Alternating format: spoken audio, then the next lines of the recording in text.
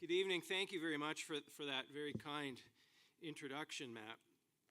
And it's wonderful to see a packed house tonight. It's really quite an honor to be able to speak to you tonight. So I have to sort of combine my speaking with hitting that thing.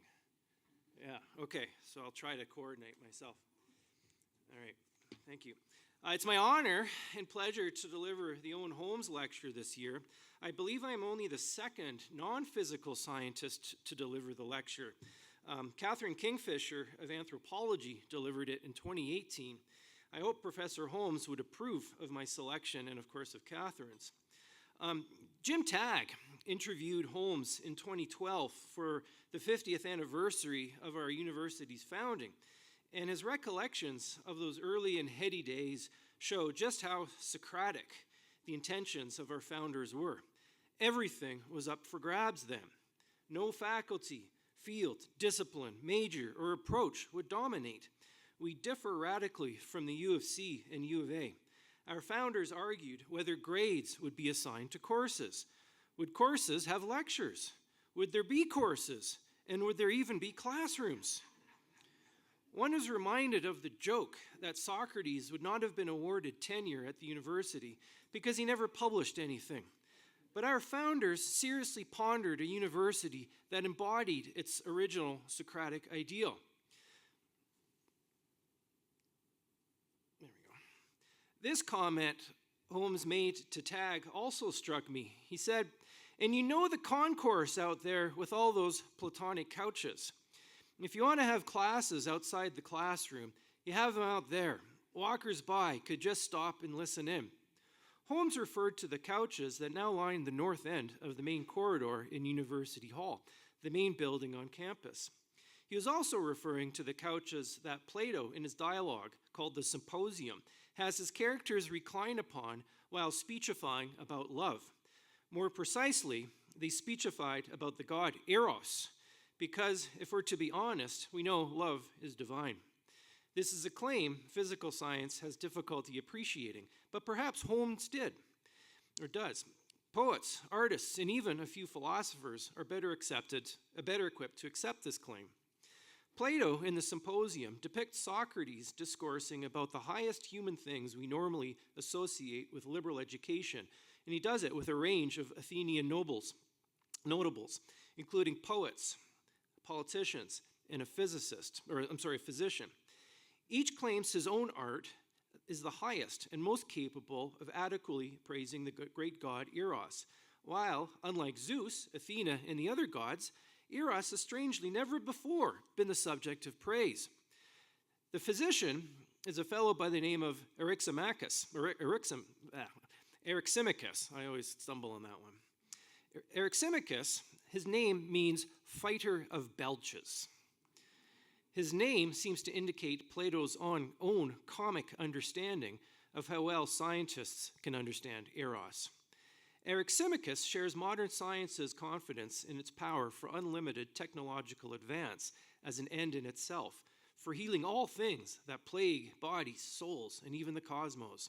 The relief of man's estate, as philosopher Francis Bacon described science in the 17th century.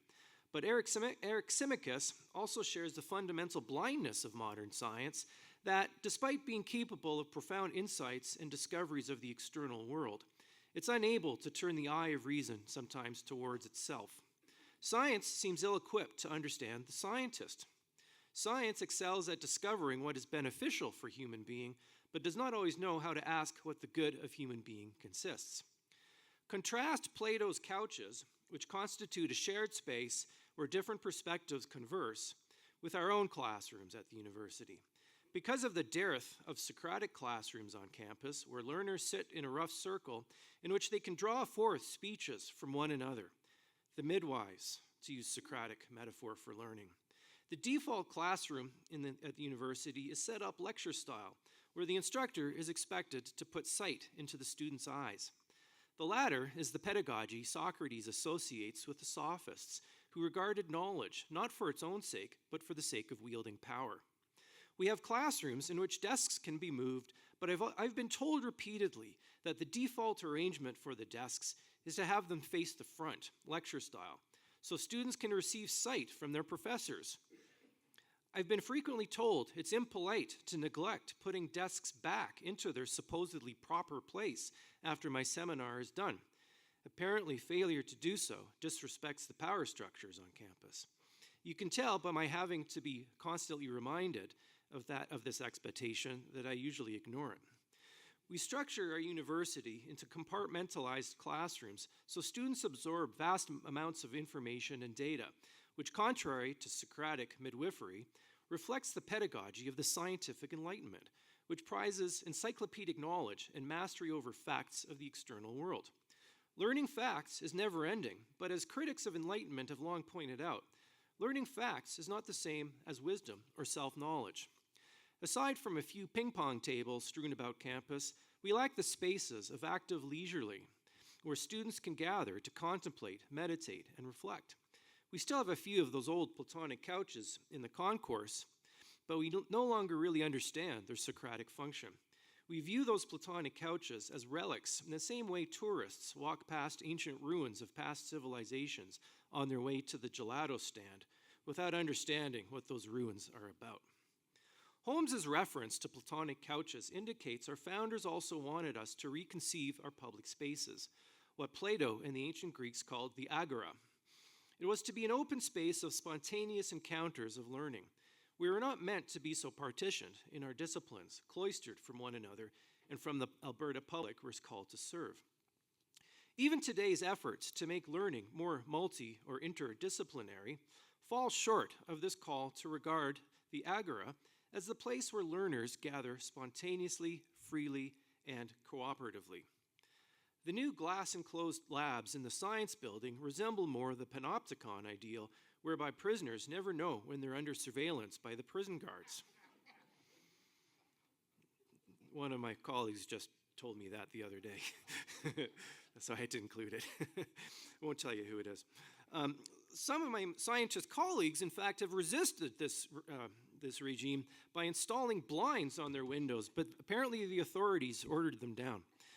While the Platonic couches model of the agora seems a bit anarchic, it's the virtue of conversation that makes it possible and makes us a university instead of a multiversity of silos, because in conversation, no single voice dominates, but rather is a participant in a voyage whose destination nobody foresees, because there may well be no destination.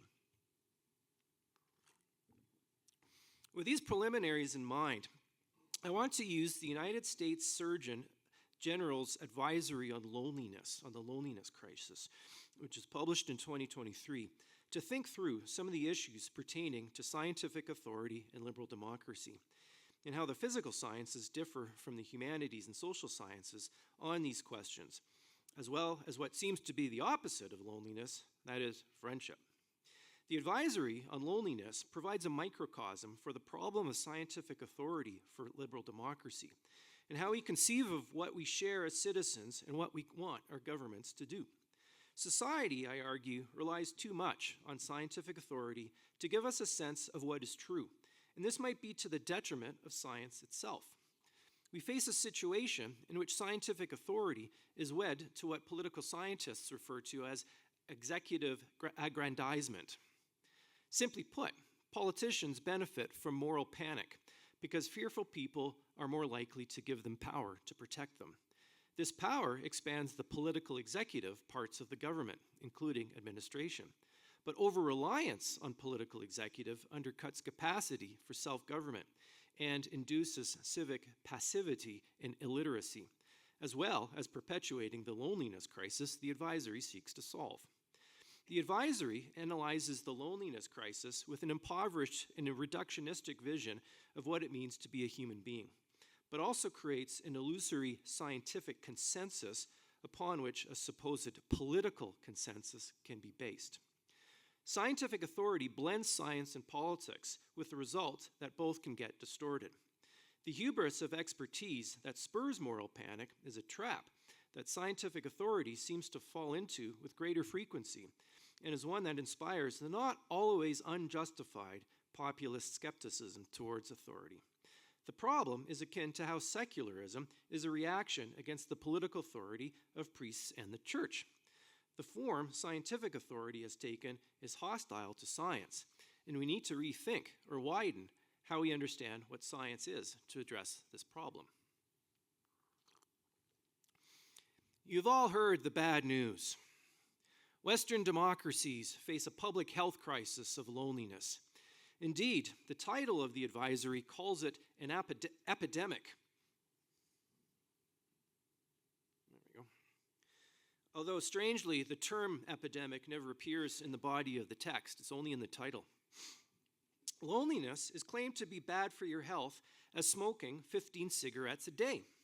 Loneliness causes high blood pressure. It's linked to mental health problems, including addiction and anxiety. It shortens your lifespan. Loneliness also corrodes social capital, leading to higher crime rates in your neighborhood.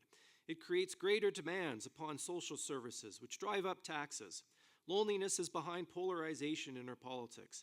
It's behind the rise of Donald Trump, populism, and probably climate change as well. In Canada, half of all non-terminally ill applicants to the medical assistance in dying, or MAID, report loneliness as one of the primary causes for their application. You also may have heard of some of the prescriptions to solve the loneliness crisis. Public health authorities are tasked to identify lonely people and find ways to get people to interact more. We need to get people out of their cars and walk, build 15-minute neighborhoods, get off your mobile devices and talk to someone. Great Britain even appointed a minister of loneliness, perhaps to come over to your house for tea. There's even a movie put out by one of the advisory's academic authorities, Harvard's Robert Putnam. The movie's called Join or Die, a film about why you should join a club and why the fate of America depends on it.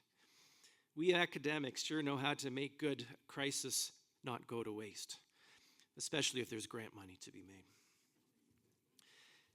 The Surgeon General's advisory relies on leading scientific scholarship on loneliness and its bad effects. It cites scholarly literature from the fields of neuroscience, medicine, psychology, sociology, and even a little bit from my own discipline, political science. At least that part of the discipline that those scholars we know as the quants, or the quantitative methods folks.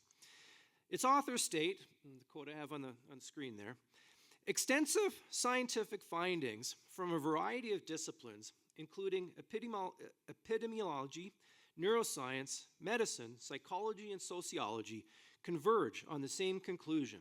Social connection is a significant predictor of longevity and better physical, cognitive, and mental health, while social isolation and loneliness are significant predictors of premature death and poor health. The advisory generally avoids the language of scientific consensus, but the fact it avoids contrary evidence of a loneliness epidemic is telling. The report couches its findings in broad terms of evolutionary psychology by claiming quality social connection, that's its buzzword, social connection, enhances chances for survival and the quality of life. The rhetoric of the advisory emphasizes a value-free science that tries to avoid contentious normative considerations, but it cannot help bumping up against them. After all, everyone knows one can have many social connections and still be lonely or live spiritually impoverished life. The advisory indicates quality social connection is a key part of human satisfaction, but it defines satisfaction in rather hedonistic terms of utility and pleasure. Social connection is only satisfying if it satisfies me. Social connection serves me. Friends, it seems, serve me.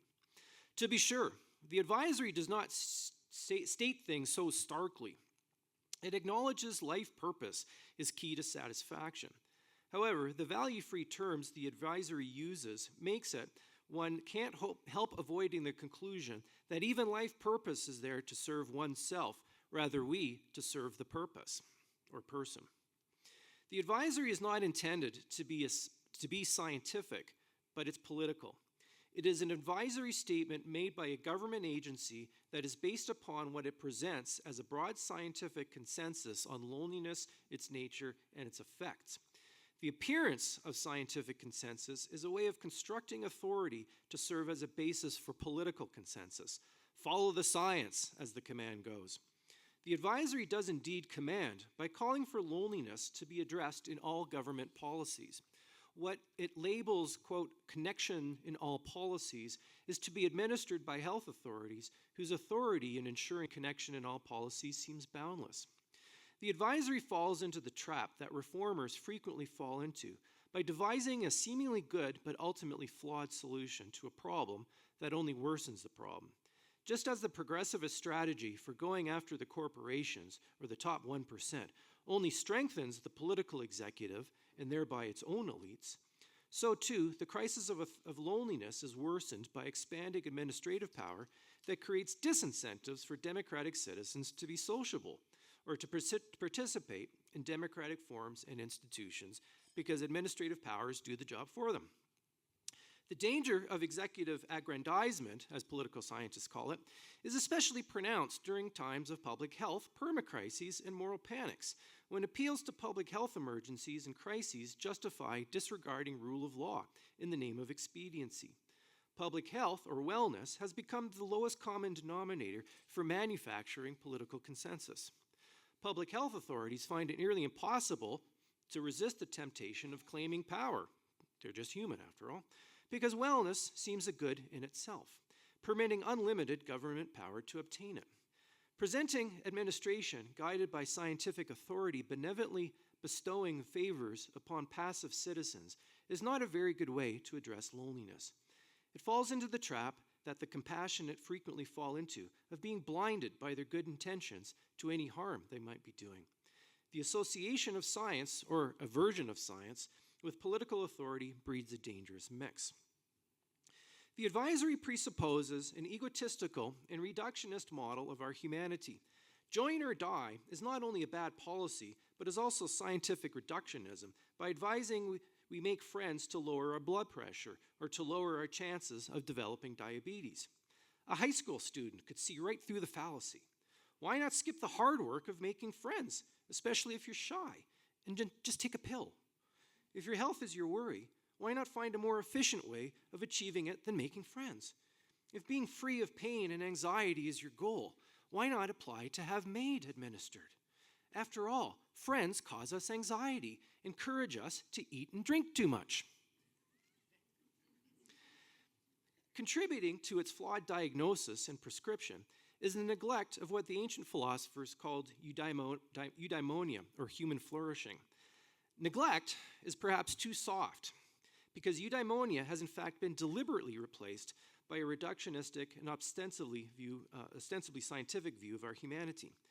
Eudaimonia is traditionally understood as the full activation of our intellectual and moral capacities that are expressed in the habitual practice of the virtues, including virtues like moderation, courage, justice, and friendship. Conversely, the advisory's scientific reductionism imagines us as collections of atoms for whom medical and psychological science must be brought to bear to engineer a balanced equilibrium that is experienced as the life free of pain and anxiety. The scientific ideal which Francis Bacon expressed as the relief of man's estate. Fighter of belches, indeed. I have to pry open my pages here. In the context of the contemporary university, the difference between eudaimonia and the modern this reductionist view is the difference between reading groups where friends gather together to puzzle through great works of literature, poetry, or philosophy, versus university administrators who, in the name of wellness, supply students with emotional support animals. The latter view seems not to have heard U.S. President Henry S. Truman's complaint that if you want a friend in Washington, D.C., then get a dog. Do we really want to signal that to our students? The Surgeon General Advisory never cites how the humanities study loneliness and friendship. There's no reference to religious studies, literature, the fine arts, philosophy, or the non-quant parts of political science like my own political philosophy. I'm not just complaining about my discipline getting overlooked. The advisory fumbles actually a very important distinction. It focuses upon loneliness, but in fact, its actual focus is isolation. Isolation is something that can better be measured by the methodologies the advisory's authors draw upon. Loneliness cuts deeper into our souls because it expresses a crisis of meaning and purpose. We are isolated when we do not interact with people. We are lonely when either we lack reason to interact with others or our interactions with them are meaningless. Francis Bacon, whom I've quoted, captured the latter point in his essay on friendship when he wrote, "For a crowd is not company, and faces are but a gallery of pictures, and talk but a tinkling cymbal where there is no love." Even the materialist Bacon had to admit Socrates' point that love is divine. I doubt the advisory authors ignore these disciplines because they think they have nothing to say about the subject, although perhaps in their view they have nothing scientifically valid to say. Rather, I think they ignore them for another reason. They seem to offer no possibility for a political consensus on these questions. Liberal democracy is said to protect life, liberty, and the pursuit of happiness. It is said to leave it up to the people's free choice how they wish to define their own happiness, because trying to find a single definition of happiness for a whole society is fruitless, and defining it politically leads to disagreement and maybe even civil war. But this liberal pluralistic approach to happiness does not seem to apply to the first of these terms, life, which would also include health.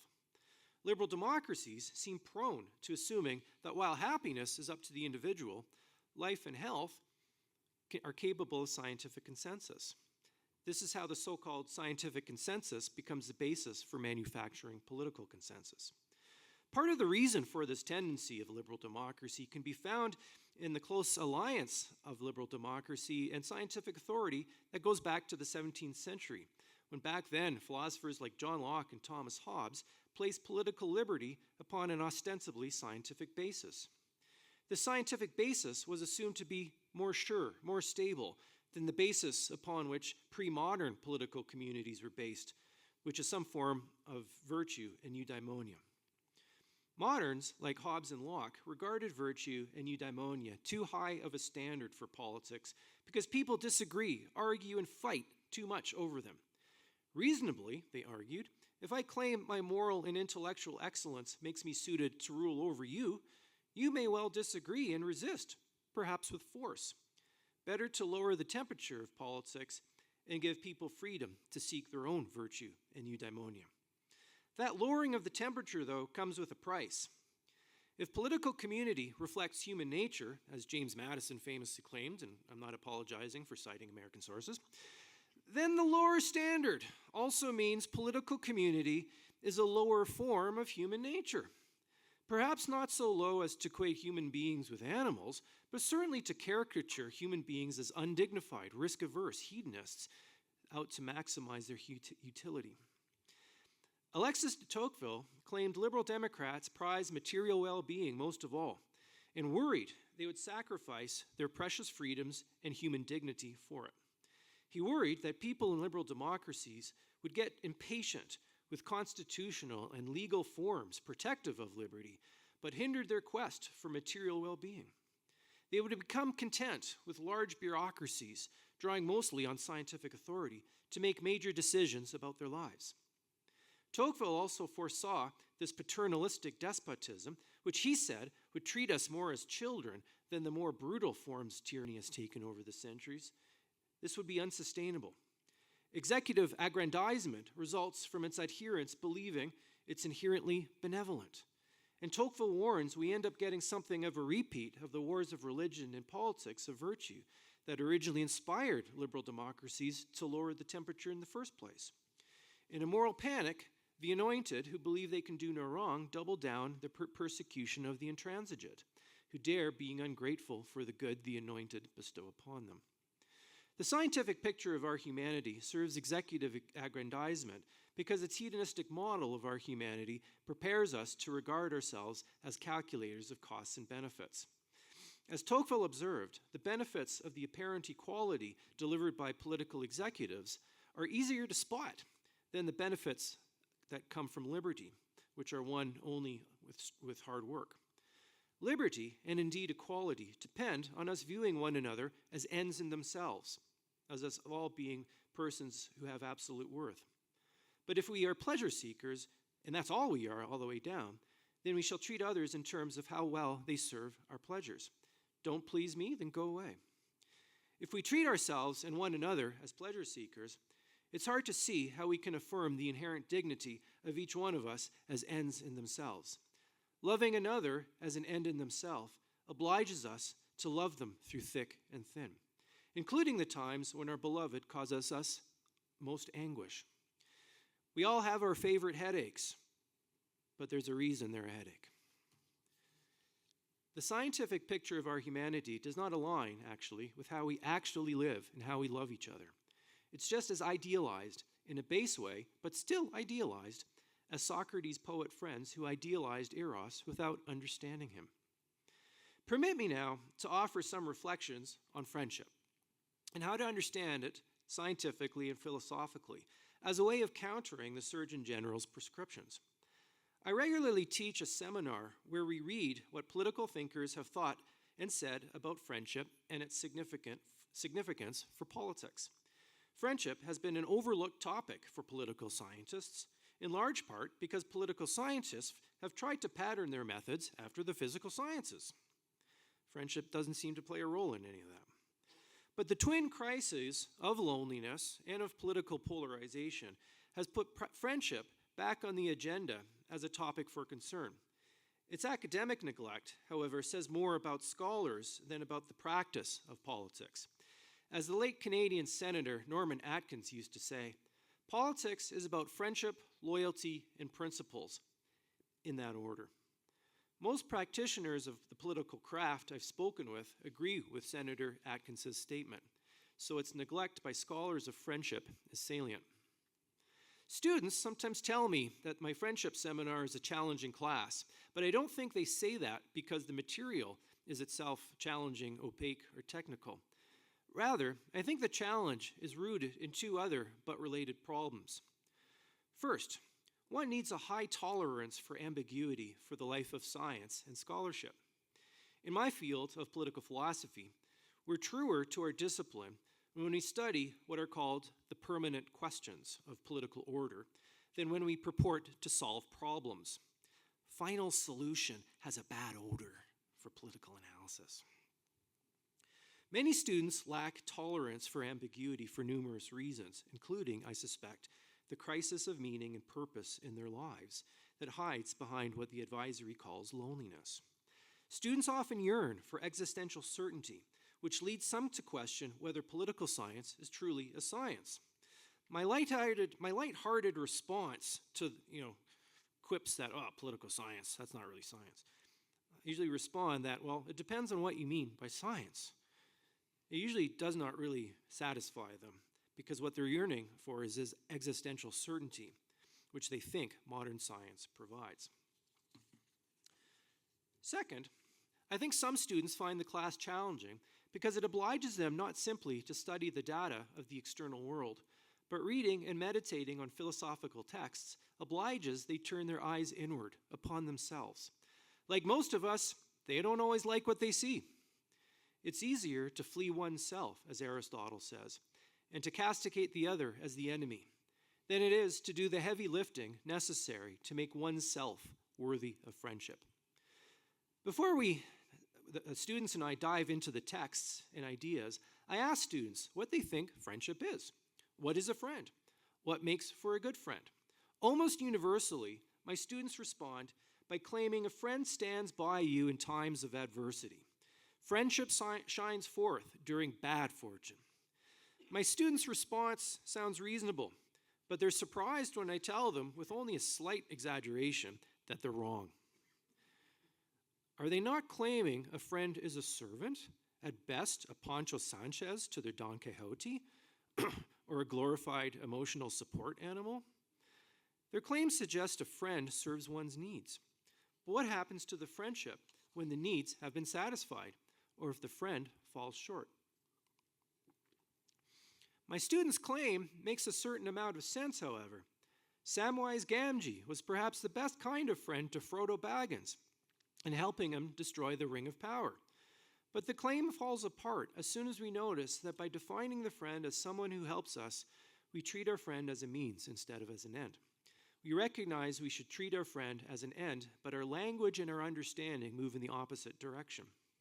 This is a problem not just for our understanding of friendship, but also for liberal democracy, which is based upon the inherent dignity of the person. The inability of science to prove the inherent dignity of the person, or the inability of science to prove whether we have free will, or the inability of science to prove that all human beings are equal, is an affront to those who believe that public policy should follow the science. Liberal democracy can't even live up to that bill. But what other practice offers us the experiential basis for beholding the other as inherently dignified than in love and friendship? To help clarify matters, I want to turn to some of the thinkers the Surgeon General ignores and that offer a set of perspectives that appear to be opposite to what the advisory presents. Next slide.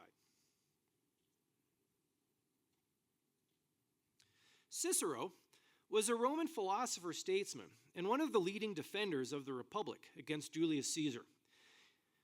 He thought the Republic depended upon a web of friendships among citizens. He devotes an entire dialogue to the topic called On Friendship, or in Latin, De Amicitia, which portrays a conversation about friendship among some of Rome's political leaders. They strive to understand what friendship is so that it can benefit the health of the Roman Republic, but they also view friendship as a good in itself. Cicero follows Plato in writing dialogues, and it's worth noting why he chose this form of writing. The dialogue differs from a treatise because it dramatically presents a conversation in which different speakers represent different viewpoints. The author's own viewpoint is often submerged beneath the text, and the reader is drawn into the conversation with the characters to sort out which viewpoint is right or wrong, or how much. The dialogue is therefore more active and participatory for the reader than a treatise might be. Much like a seminar compares with a lecture, or Platonic couches compare with a lecture hall. Cicero has one of his speakers, the Roman statesman Laelius, make this proclamation, which I have up on the slide. I have done a lot of thinking about friendship, he says, and over again in the course of my reflections, it has seemed to me that the most important question arising in connection with it is this: do men desire friendship because of their own feebleness and inadequacy, with the idea that by exchanging mutual services, they may be able to give and to receive things that would be beyond their individual and separate powers? Or is this only a result of friendship, and there should be some other reason for it, something deeper and finer, and lying closer to man's very nature? Here we find Cicero having Laelius proclaim what he sees as the most important question regarding friendship, and whether it derives out of some kind of physiological necessity and weakness, or whether it derives from what is even more central to, quote, man's very nature, that would render friendship not something purely utilitarian, but good in itself. Conversely, the advisory does not even consider what Laelius considers the most important question. Laelius seems inclined to regard friendship as a good in itself and bases his view on a view of our humanity that goes beyond the hedonistic model that finds its modern counterpart in the Surgeon General's advisory. Cicero's claim is an echo of an earlier claim by the Greek philosopher Aristotle. Aristotle's account of friendship is the usual starting point for most philosophical discussions of friendship because it is systematic and probing. Even so, Aristotle always likes to base his philosophical reflections upon common sense. He strives to do what he calls it saving the phenomenon, which means the scientific account of things should be recognizable by someone who practices what the scientist describes. Theory, in other words, must mirror practice in order to explain practice. For example, a good account of politics should be recognizable by a practicing politician. When Winston Churchill's best friend, Lord Birkenhead, lent him his copy of Aristotle's Nicomachean Ethics to read, Churchill returned it, thanking Birkenhead, and told him he didn't need to read any further because he had already thought through on his own all what Aristotle wrote about. Aristotle would have been pleased by Churchill's remark because it reflects Aristotle's own view that the science of politics is transparent to the practitioner who may not always think all the way up to first principles of his craft. The science upon which the Surgeon General's advisory falls well short of this measure of saving the phenomena. Aristotle provides a rejoinder to the Surgeon General's view of friendship when he claims, and this is up on the slide, and if it belongs to a friend to do good more than to receive it, and doing good for others belongs to a good person and to virtue, and it is more beautiful thing to do good for friends than for strangers, a person of serious worth will need people to do good too. Hence it is inquired, even whether one needs friends more in good fortune than in bad fortune, since the unfortunate person needs those who will do good for him, and those who are fortunate need people to do good for. Aristotle's somewhat qualified rejoinder to the Surgeon General consists of two main points. First, friendship consists more of doing good than of receiving good.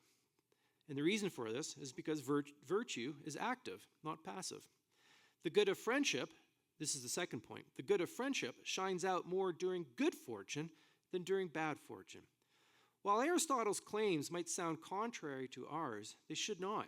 He is saving the phenomenon when we remind ourselves of what our parents told us growing up. It is better to give than to receive. Aristotle's philosophical reflections, I think, run truer to common ethical practice than what the advisory says. Even so, Aristotle's other claim that friendship shines more during good fortune than bad fortune may mark a major difference between how Aristotle understood human flourishing, or eudaimonia, and the apparent scientific consensus of our humanity. The problems the advisory raises are raised also by Aristotle's teacher, Plato, in a dialogue dedicated to the theme of friendship, titled Lysis. That's me, the guy in the picture there. Indeed, Aristotle's reflections are a response to it and a systemization of the arguments found in the dialogue. The advantage of consulting Plato's dialogue is that it raises important questions that are philosophically prior to some of the ones Aristotle or Cicero raised that allow us to consider the broader questions of the nature of science. The dialogue shows Socrates discoursing about friendship with a group of preteen boys, which may be Plato's way of signaling the uncanny power of the youth to discern what is existentially important. The youth, especially when they get a little older like our undergraduates, are particularly attentive to the various existential possibilities their teachers place before them. They're young enough to regard their condition as one of pure potentiality, where all options are on the table, and their mortality is not yet caught up to their immortality. For example, reportedly high rates of loneliness among the youth may reflect their state of life and uncertain existential condition, if loneliness is a crisis of meaning. But our students are also old enough to give serious weight to those existential options because already their mortality is starting to catch up to their immortality. The young resemble the way Socrates describes the god Eros in Plato's Symposium, residing in between immortality and mortality. And we, their teachers, ignore their needs and perspective at our peril. The young are especially well suited to inquire into what kind of good friendship is, because friendship, especially serious friendship, is actually their central preoccupation. They are not quite old enough to consider marriage and establishing a home economy and career, but they've outgrown their childish infatuations and are ready for more serious connections. Plato, or his main character Socrates, wants us to consider what kind of good friendship is, and whether we seek friends on account of some greater good or as a way of avoiding evils. The advisory's prescription, we should have friends or seek social engagement for the sake of avoiding evils, answers a question the advisory doesn't bother even to ask, but that Socrates wishes us to leave open for the time being. Indeed, Socrates seems to be on the Surgeon General's game because he constantly asks whether the same question, what for, should be asked about goods like health, as when he asks whether we make a friend of the medical art because of what is bad and what is an enemy, like disease. Socrates asks the boys to consider the implications of thinking of friendship as a good to avoid evil, and consider whether we should consider good more generally in these terms. And this is the quote I have on the screen. So this is Socrates. Then, what is good loved because of what is bad? And is the situation as follows? For if nothing were to harm us any longer, we would require no benefit at all. And thus it would become manifest then that we had been treasuring and loving what is good because of what is bad, as if that which is good were a drug for the bad, and what is bad were a disease. And if there is no disease, then a drug is not required.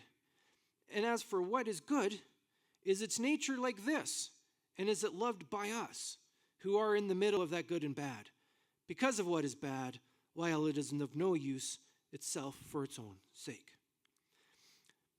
As you can imagine, Socrates frequently frustrates his interlocutors for asking questions such as this. But what he is doing is inviting us to think through our basic assumptions. Socrates invites us to ask whether friendship is the type of good we only love because it heals us of something bad like loneliness. If it were simply so, then it's unclear we would still seek friendship if the bad were no longer a present threat. Or if avoiding the bad is the main concern, perhaps we could find a more efficient way or a drug of avoiding the bad.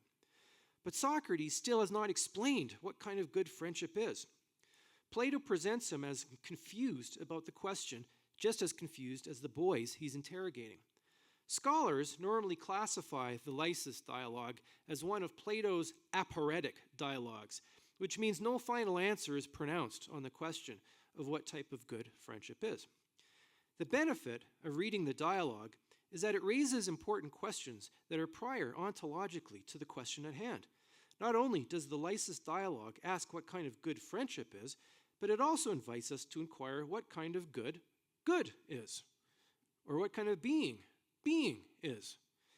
In asking whether we seek the good of friendship to avoid something bad, he is also asking whether we seek any good for its own sake, or do we seek the good to avoid evil? Pushing the question further, can we understand anything unless we understand it in terms of its opposite, or whether it can be understood in itself? Put in more familiar terms of today's political concerns, can friendship be understood independently of enmity? Can Canadian patriotism be understood apart from anti-Americanism? Is Canadian identity as not American of the same kind as the advisory's flawed scientific counsel we should seek friends to lower our blood pressure? I'm not going to try answering those questions here. Instead, I'm flagging them to indicate how Socrates, and behind him, Aristotle and Cicero, provide ways for us to ponder fundamental questions about human existence that cannot be reduced to any single mode. When it comes to providing an answer to what good friendship is, I frequently come back to Aristotle's account. Recall, he thinks friendship is doing good for another more than it is receiving it. He claims this because he thinks virtue is humanity's highest form of conscious activity, and friendship is the expression of the human person's full activation of his or her full human capacities, which seem to be inherent goods. Our consciousness of our excellent activity is made even more excellent when we share that consciousness with another also acting excellently. Aristotle thinks that shared consciousness is what he calls the most intense kind of love, better yet than even the strongest erotic desire or romantic love, because it expresses the full activation of our intellectual and moral capacities. As the young today might say, virtue is slay, and virtue friendship is very slay. As an indication of its importance for human flourishing, Aristotle discusses friendship more than just about any other ethical topic, including justice. He analyzes what seems to be the full amplitude of friendship, but here is how Aristotle describes its pinnacle. This is on the slide.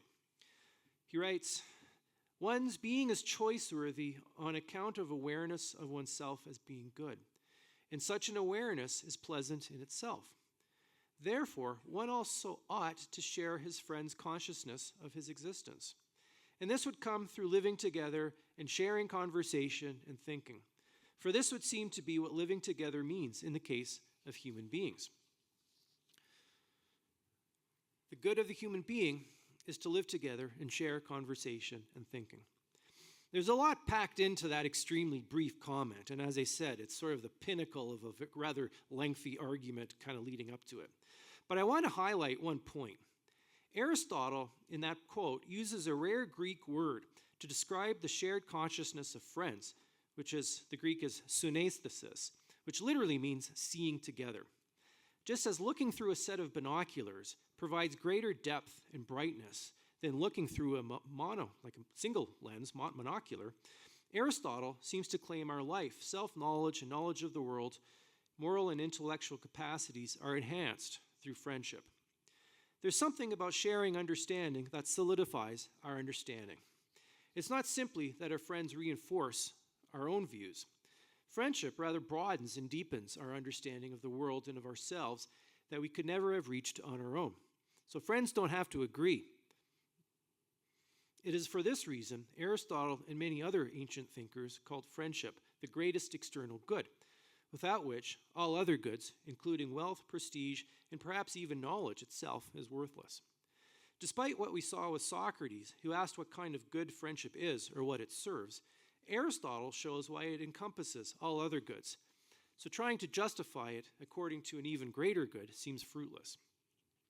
I conclude by returning to our Platonic couches. My account of the Surgeon General's advisory on loneliness and scientific authority has presupposed two alternative pedagogies that serve as microcosms for the type of societies to which they aspire. The first is the Socratic dialogue model that regards science as a never-ending quest for knowledge, and that there's probably nothing better for friends to do with one another than to share this quest.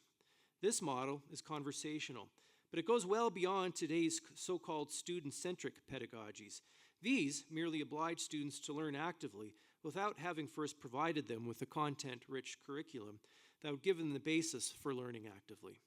The Platonic couches Owen Holmes referred to reflect the Socratic pedagogy.